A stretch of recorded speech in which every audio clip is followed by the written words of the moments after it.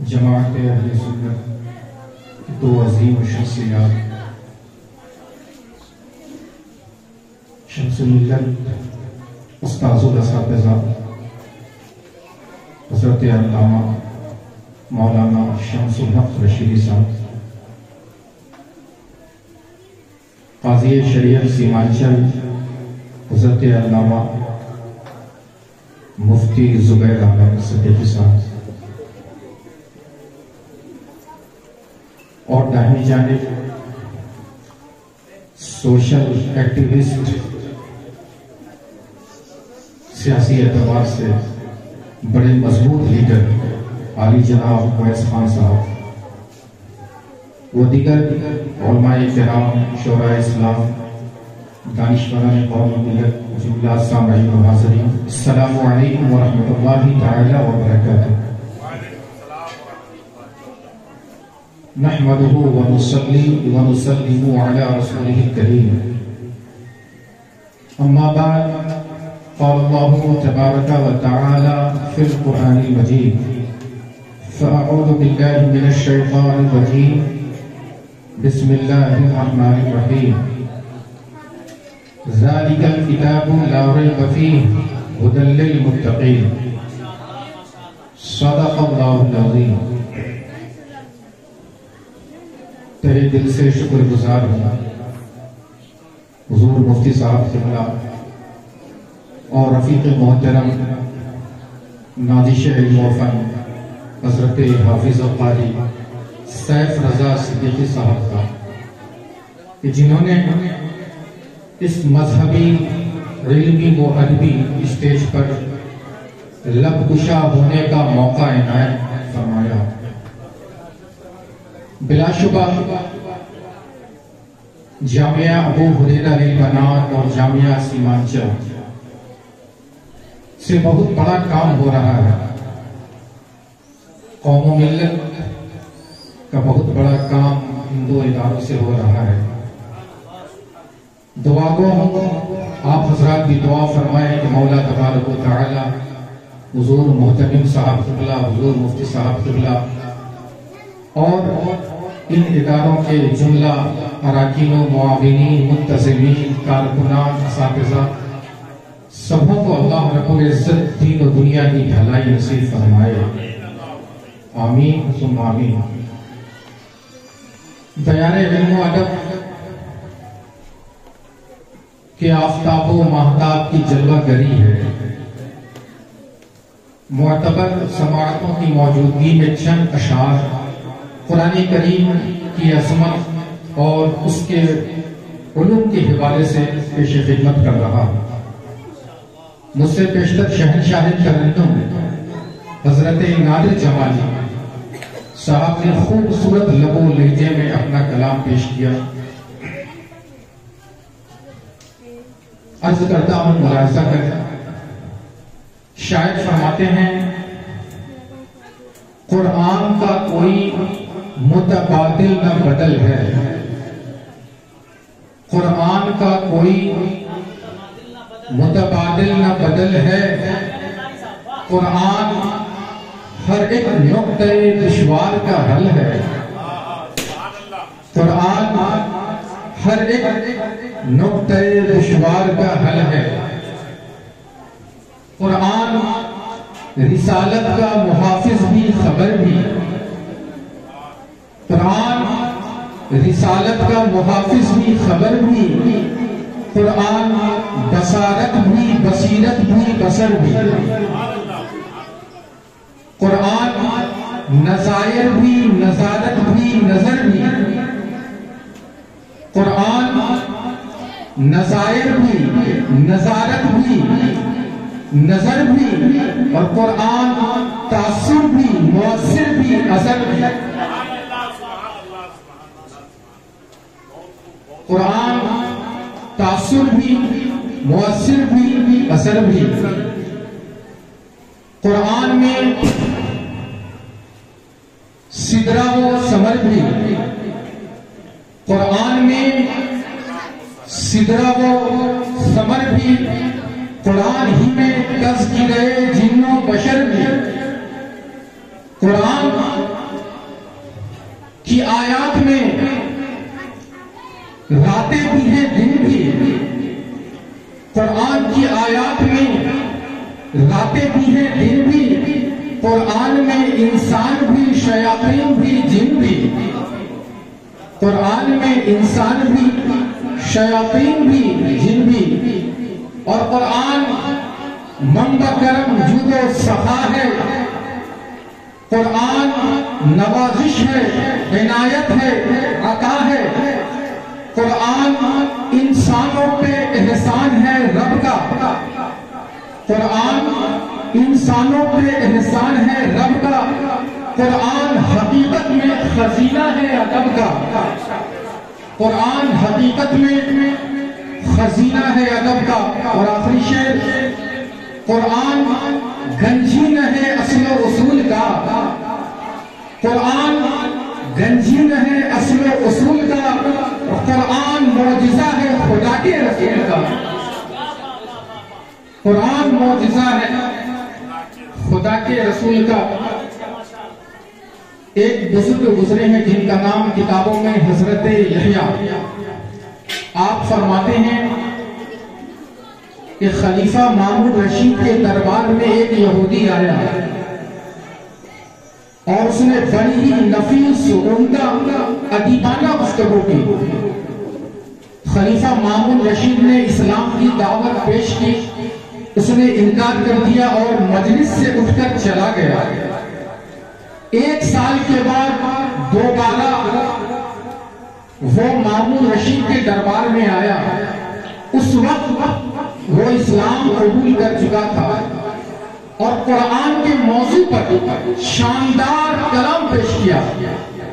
خلیفہ مامون رشید آپ بڑے متاثر ہوئے، آپ نے فرمایا کہ یہ تبدیلی کیسے آئی ہے، اسلام قبول کرنے کی وجہ کیا بنی؟ وہ کہتے ہیں کہ ایک سال پہلے جب میں آپ کی مجلس سے اٹھ کر گیا تو میں نے ارادہ کر لیا تھا کہ ان مذاہب کا میں امتحان لوں گا۔ پھر میں نے تورات کے 3 نسخے لیے اور ان نسخوں میں اپنی طرف سے کمی و بیشی کر دی، ترمیم کر دی۔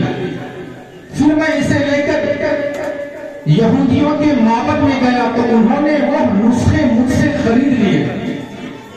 آگے کہتے ہیں کہ پھر میں نے انجیل سے 3 نسخے لیے، اس میں بھی میں نے تحریف کر دی، چینجنگ کر دی۔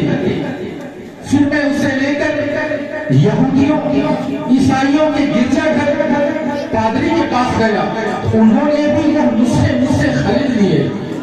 پھر میں نے قرآن کریم کی 3 آیات لی اور قرآن کریم کے تینوں نسخوں میں بھی میں نے تبدیلی کر دی، یعنی اس میں ترمیم کر دی، اس میں بدلاؤ کر دیا۔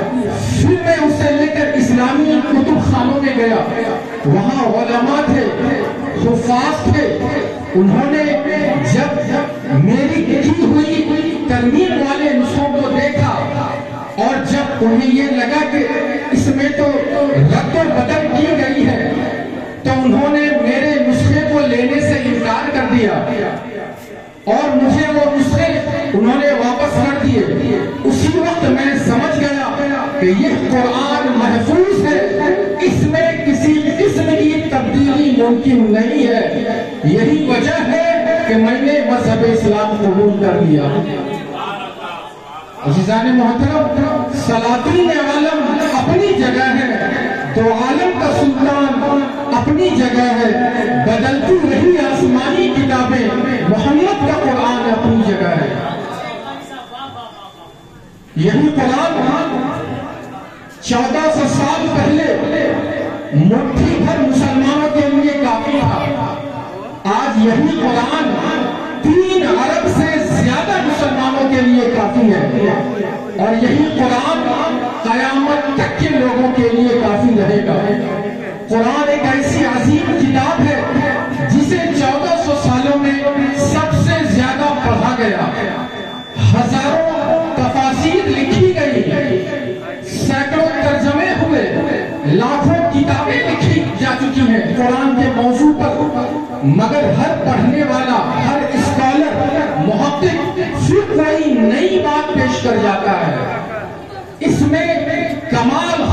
محقق کا نہیں ہے، اسکالر کا نہیں ہے، بلکہ یہ خوبی اور کمال قرآن کریم کا ہے کہ قرآن سے جو قریب ہو جاتا ہے قرآن اسے اپنے فیض سے مالا مال کر دیتا ہے۔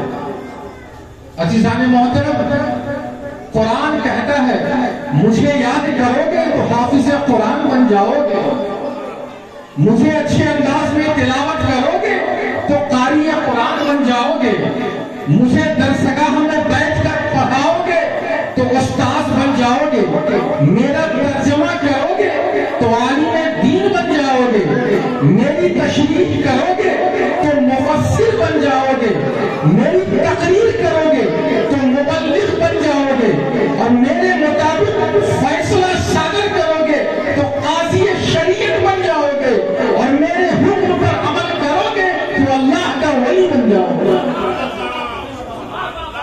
ہے قول محمد قول خدا، فرمان نہ بدلا جائے گا، بدلے گا زمانہ لاکھ مگر قرآن نہ بدلا جائے گا۔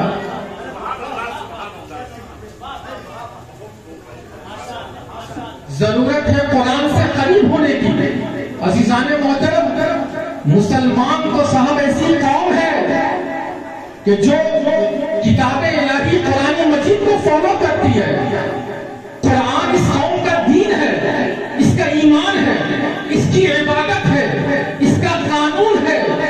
قرآن اس کی انفرادی اور اجتماعی دونوں زندگی کو صحیح نہج تک ترتیب دیتا ہے۔ یہ قرآن فیضان قرآن دل اور دماغ کی سوکھی کھیتیوں کی آبیاری کرتا ہے۔ یہ قرآن مسلمانوں کا وظیفہ حیات ہے۔ عزیزان محترم، قرآن سے رشتہ جوڑیے۔ اگر ہم تاریخ کا مطالعہ کریں تو پتہ چلتا ہے کہ ریگستان میں بسنے والی قوم کو کس نے جہالت کے دلدل سے نکال کر اسے تعلیم یافتہ، مہذب اور ترقی کی شاہراہوں پر گامزن کس نے کیا؟ وہ قرآن تھا۔ عمر فاروق اعظم کے ارادہ قتل کو تبدیل کر کے دل میں نرمی، خلوص، اسلام سے محبت اور اسلام کی دولت سے کس نے سرفراز کیا؟ وہ قرآن تھا۔ آقا جب مکہ سے ہجرت کر کے مدینہ تشریف لا رہے ہیں، چند اشخاص آپ کے ساتھ ہیں، مگر 10 سال کے بعد جب مدینہ سے واپس مکہ تشریف لا رہے ہیں، انسانوں کا سیلاب آپ کے ہمراہ ہے۔ ان 10 سالوں میں ہواؤں کا رخ کس نے تبدیل کیا؟ وہ قرآن تھا۔ پھر اگلے 10 سال مصر، سیریا، ایران، شام، عرب کا بڑا خطہ اسلام کے سائے میں آ گیا۔ وہاں کی غیر اسلامی حکومتوں کو ہمیشہ کے لیے کس نے ختم کیا؟ وہ قرآن تھا۔ یہیں تک محدود نہیں، وہ قوم جو کبھی جاہل تھی اس کے ہاتھوں میں علم کا اور سائنس کا دامن کس نے تھمایا؟ وہ قرآن تھا۔ طارق بن زیاد کی کشتی جب یورپ کے ساحل پہ لگی تو اسپین سے لے کر انڈونیشیا تک اسلام کے پرچم کو کس نے گھر گھر پہنچایا؟ کہنا پڑے گا کہ وہ قرآن تھا۔ چنگیز خان منگولیا سے نکلا کہ میں پوری دنیا سے مسلمانوں کا صفایا کر دوں گا۔ قرآن کا اثر دیکھیے کہ قرآن سننے کے بعد اسی کی اولاد ایمان لے آئی، تو چنگیز خان کی اولاد کو ایمان کی دولت سے کس نے مالا مال کیا؟ وہ قرآن تھا۔ ترک قوم جو ایک خانہ بدوش قوم تھی، ترک میں عثمانی، عرب میں سلجوقی، ان خانہ بدوشوں کی حکومت کس نے بنائی؟ وہ قرآن تھا۔ مغلوں کو خراسان کس نے دیا؟ وہ قرآن تھا۔ اندلس میں 800 سال کی حکومت مسلمانوں کی تھی، کس طاقت کو لے کر انہوں نے حکومت کی؟ وہ قرآن تھا۔ ایشیا میں کبھی بیش 1000 سال مسلمانوں نے حکومت کی، کون سی طاقت ساتھ تھی؟ وہ قرآن تھا۔ عزیزان محترم، آج بظاہر فاروق اعظم نہیں ہے، آج بظاہر عثمان غنی نہیں ہے، آج بظاہر مولا علی شیر خدا نہیں ہے، آج بظاہر سلطان کربلا سید الشہداء حضرت امام حسین نہیں ہے،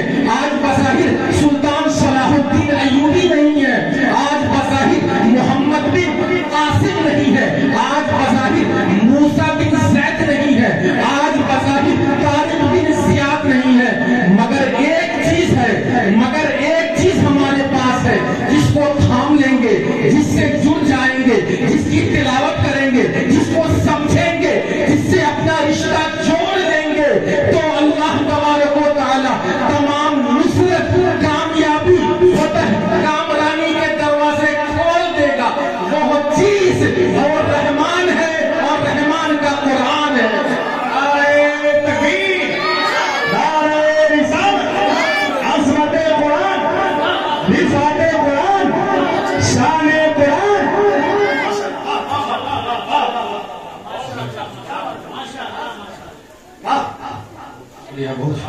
وہ رحمان ہے، وہ رحمان کا قرآن ہے۔ عزیزان محترم، اس لیے آج جو ایک عجیب سی بے چینی کا ماحول ہے، ہر طرف خوف و ہراس کا سما ہے کہ ان فیوچر کیا ہوگا۔ کہیں ایسا نہ ہو کہ مدارس محفوظ نہ رہ سکے، ایسا نہ ہو یہ جو آج علماء اہل سنت جو ہے سر جوڑ کر لاہ عمل تیار کر رہے ہیں، ایسی ترکیب نکالی جائے کہ مدارس اسلامیہ کو، مساجد کو، قبرستان کو، خانقاہوں کو، درگاہوں کو کسی قسم کی کوئی آنچ نہ آنے پائے۔ عزیزان محترم، آج لوگ خوف و ہراس کے عالم میں ہیں، ایک ڈر جیسی کیفیت ہے کہ کون سے حکمراں ہے، پتہ نہیں ہمارا کیا ہونے والا ہے۔ ہرگز مایوس نہ ہو، جنگ احد کی تاریخ پڑھیں، قرآن میں ایک آیت ہے وَلَا تَهِنُوا وَلَا تَحْزَنُوا وَأَنْتُمُ الْأَعْلَوْنَ إِن كُنتُم مُؤْمِنِينَ۔ یہ آیت کریمہ قرآن میں ہے۔ اس آیت کا شان نزول ہے کہ جب جنگ احد میں مسلمانوں کو نقصان اٹھانا پڑا، اس نقصان کی وجہ سے ان کے دل غمزدہ تھے، وہ مایوس ہو چکے تھے کہ میرے جو ہے مال و اسباب کا نقصان ہوا ہے۔ اللہ رب العزت نے ان کی اصلاح کے لیے، ان کے حوصلے کے لیے یہ آیت کریمہ نازل ہوئی۔ وَلَا تَهِنُوا وَلَا تَحْزَنُوا، غم مت کرنا، سستی مت کرنا، تم بھی غالب آؤ گے، تمہیں حکومت ملے گی اگر تم سچے مومن ہو۔ تو پتا چلا یہ کنڈیشن، یہ شرط لگا دی گئی ہے، عزت ملے گی، شرط ہے کہ مومنانہ زندگی گزارنا، عزت ملے گی اور جو ہے حکومت ملے گی، اقتدار ملے گا، بلندی ملے گی، سرفرازی ملے گی، سب کچھ ملے گا۔ شرط یہ ہے کہ سچے پکے مومن رہ کر زندگی گزارنا، کوئی کچھ نہیں بگاڑ سکتا ہے۔ قرآن کی آیت پیش نظر رہے، آپ کو پتا ہے جب قرآن کی تفسیر کو، اس آیت کے ترجمے اور تفسیر کو پڑھے تو پتا چلا مسلمانوں نے اس آیت پڑھی، پھر ان کے پاس ایسا محسوس ہوا ایک نئی اسپرٹ آ گئی، ایک نئی طاقت ان کے اندر آ گئی، پھر وہ جہاں جاتے تھے کامیاب ہو جاتے تھے، جہاں جاتے تھے کامیابی کے پرچم لہراتے تھے۔ اس لیے ہرگز مایوس نہ ہو، دل برداشتہ نہ ہو، غم میں نہ پڑے کہ کیا ہو رہا ہے۔ ہمیں حکم ملا ہے کہ ہم ایمان پر مضبوطی کے ساتھ قائم رہیں۔ نہ اسلام کل خطرے میں تھا، نہ قرآن کل خطرے میں تھا، نہ آج ہے اور نہ کبھی رہے گا۔ اس لیے کہ قرآن کی حفاظت اللہ رب العزت فرما رہا ہے، اس نے بہترین انتظام فرما دیا ہے۔ قرآن، اگر ہم کمپیوٹر کی بات کریں تو کمپیوٹر میں کسی بھی ڈیٹا کو سیو کرنے کے لیے دو طریقے ہوتے ہیں، ایک ہارڈ کاپی اور ایک ڈسک کاپی۔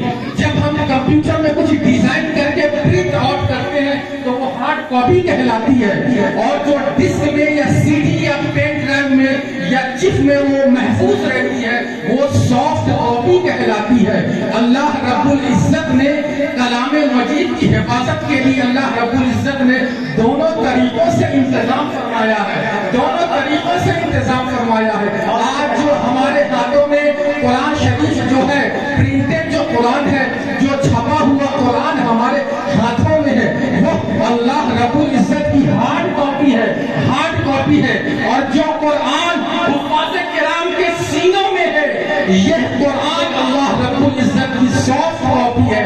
اللہ رب العزت آج دنیا جہان میں جہاں کہیں بھی حفاظ کرام ہے، انہیں معمولی نہ سمجھیں، قابل مبارکباد کے والدین، قابل مبارکباد ہیں ان کے گھر والے جنہوں جنہوں نے اپنے بیٹے کو حافظ قرآن بنایا ہے، بڑی معذرت کے ساتھ یہ حضرت کی اجازت سے ایک جملے میں دے رہا ہوں۔ عزیزان محترم، محدثین نے حدیثوں سے اشارے لے کر ایک بات کہی ہے، آپ تو تقریر میں سنتے چلے آ رہے ہیں کہ بروز قیامت حفاظ کرام کے جو والدین ہیں نور کا تاج پہنایا جائے گا۔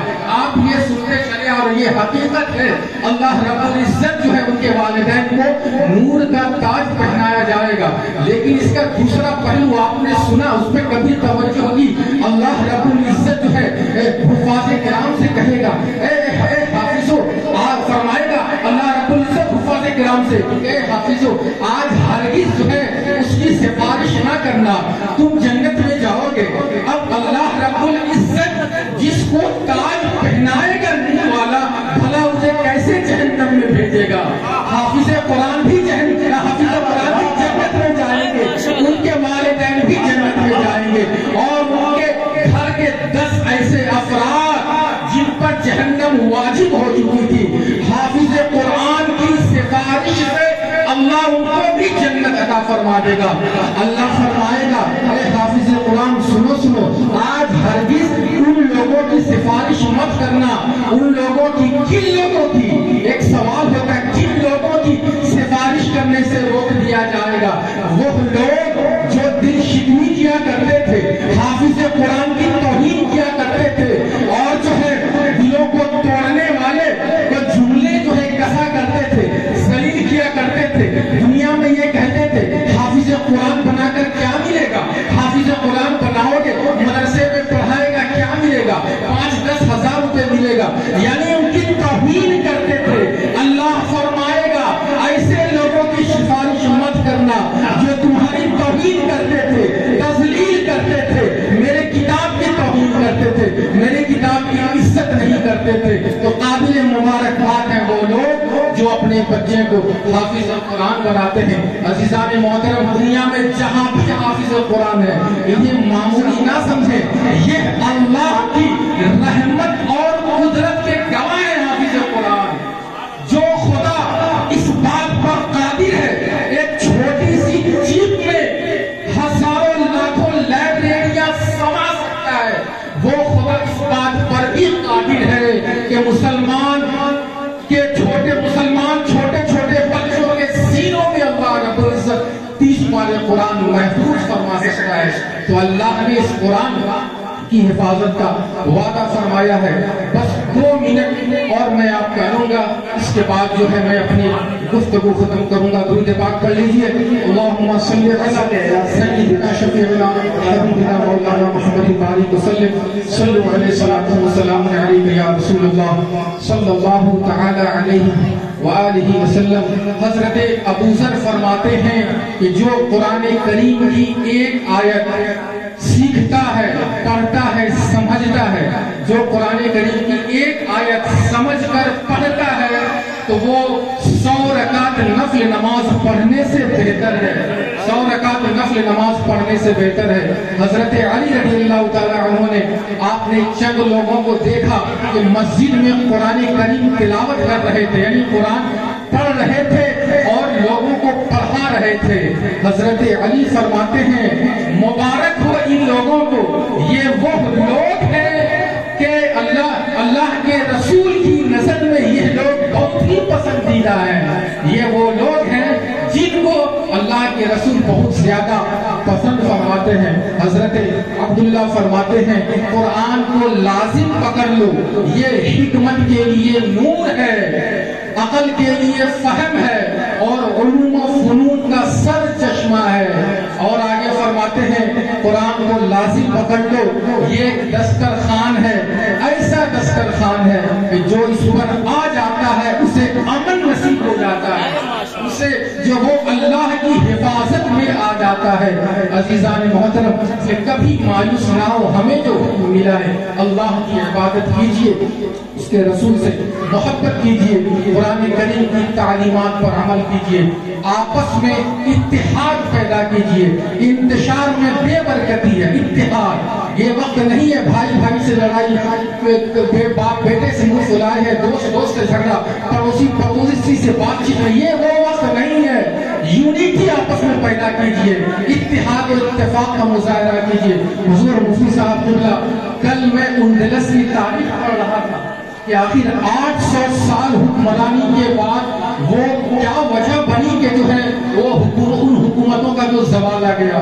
تو میں نے وہاں سے جو 2-3 موٹی باتیں میں نے اخذ کی، وہ بات آپ کے سامنے 800 سال مسلمانوں کی حکومت تھی تو 2 باتیں سمجھ میں آئی۔ ایک تو یہ کہ حکومت اقتدار کا نشہ، حکومت اور اقتدار کا نشہ۔ دوسری بات اپنوں سے غداری۔ اپنوں سے جب آپ تاریخ اندلس پڑھیں گے، مسجد قرطبہ کی تاریخ پڑھیں گے، اسپین کی تاریخ آپ پڑھیں گے تو پتا چلے گا کہ جو ہرس، لالچ، تمام یہ گری جو ہمارے اندر، اس کو دور کیجئے، آپس میں جو یونٹی اور اتحاد کا مظاہرہ کیجئے، اور کبھی بھی اپنے مفاد کے لیے دوسروں کو مت گرائیے، دوسروں کو نیچا مت سمجھیے، اپنے مفاد کے۔ اتحاد میں برکت ہے، جہاں جہاں اتحاد ہے وہاں وہاں امن ہے، اور جہاں جہاں انتشار ہے وہاں بے برکتی ہے، وہاں سے ظالم حکمران کا آپس ہے۔ اس لیے کبھی بھی مایوس نہ ہو۔ فرعون کا نام آپ نے سنا ہوگا تاریخ میں۔ فرعون کا ارادہ دریائے نیل میں ڈوبنے کا نہیں تھا، مگر ڈوب گیا۔ شداد سینکڑوں سال تک اپنی بنائی ہوئی جنت میں عیاشیاں کرنا چاہتا تھا، مگر دروازے پر پہنچ کر مر گیا۔ نمرود کی یہ پلاننگ تھی کہ میں کئی صدیاں اور حکومت کروں گا، مگر ایک مچھر نے نمرود کو مار ڈالا۔ قارون کا یہ خیال تھا میں پوری زندگی خزانوں پر بیٹھا رہوں گا، مگر خزانوں کے ساتھ زمین میں دھسا دیا گیا۔ نیپولین بوناپارٹ، اس کی یہ فکر اور آئیڈیالوجی تھی کہ میں پورے یورپ میں حکومت کروں گا، لیکن جیل خانے میں جو ہے وہ موت کے گھاٹ جو ہے اتارا گیا۔ چنگیز خان کا یہ منصوبہ تھا کہ پوری دنیا سے مسلمانوں کا صفایا کر کے جو ہے بس میری برادری کا راج پوری دنیا میں چلے گا، مگر نتیجہ کیا ہوا؟ چنگیز خان گھوڑے سے گر کر مر گیا۔ ہٹلر کے ارادے تو اور بھی خطرناک تھے، لیکن حالات نے ایسے کروٹ لیے کہ ہٹلر خودکشی کرنے پر مجبور ہوا۔ پتا چلا دنیا کے ہر ظالم کو اللہ ایک وقت تک مہلت دیتا ہے، اور جب اللہ کی پکڑ آتی ہے ان بطش ربک لشدید، تو دھن، دولت، طاقت، حکومت، اقتدار کچھ بھی کام نہیں آتا ہے۔ وہ قوم صفحہ ہستی سے مٹا دی جاتی ہے جو قوم اللہ کے نظام کو للکارتی ہے، اللہ کے قانون سے بغاوت کرتی ہے۔ اس لیے مایوس نہ ہو، کچھ نہیں ہونے والا ہے، بس اللہ رب العزت سے اپنا رشتہ جوڑ لیجئے، اللہ کا کلام قرآن مجید سے جڑ جائیے، اللہ کے رسول کی تعلیمات پر عمل پیرا ہو جائیے۔ اللہ رب العزت ہم سبوں کا حامی و ناصر ہے۔ ایک شعر پڑھتا ہوں، دنیا کی کتابوں میں قرآن چمکتا ہے، قرآن میں اللہ کا فرمان چمکتا ہے۔ عادت جو بنا لے اپنی قرآن کی تلاوت کی، عادت جو بنا لے اپنی قرآن کی تلاوت کی، اللہ کی نظروں میں وہ انسان چمکتا ہے، اللہ کی نظروں میں وہ انسان چمکتا ہے۔